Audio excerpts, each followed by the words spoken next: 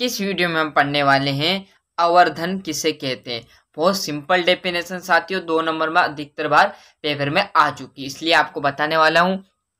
आवर्धन हेडिंग इस प्रकार आपको डालना है, अच्छे से आपको आराम से पेपर में लिखना है साथियों। क्या है, देखो कि आप आवर्धन किसे कहते हैं, तो दर्पण के द्वारा बने,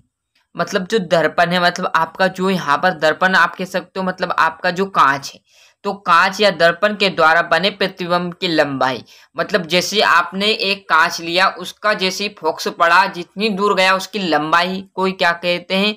तथा वस्तु की लंबाई, मतलब जो आप देखोगे, मतलब जैसे आपने फोकस किया, आपने उजाले में एक फोकस किया, बचपन में आप करते थे, जितनी दूर उसका फोकस जाता था, जिस वस्तु पर उसका फोकस जाता था, क्या कहता है, दर्पण के द्वारा बने प्रतिबिंब की लंबाई तथा वस्तु की लंबाई के अनुपात, मतलब जैसे ही आप उसका फोकस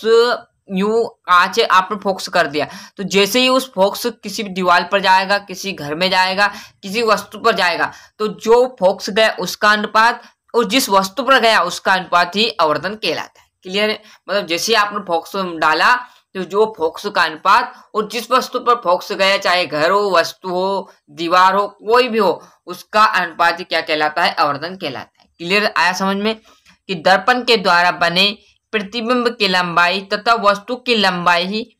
के अनुपात को ही आवर्धन कहते हैं। क्लियर है, मेरे हिसाब से समझने की फुल कोशिश मैंने की है, हालांकि आपको समझ में भी आ चुका होगा, तो अच्छे से स्क्रीनशॉट ले लीजिए साथियों।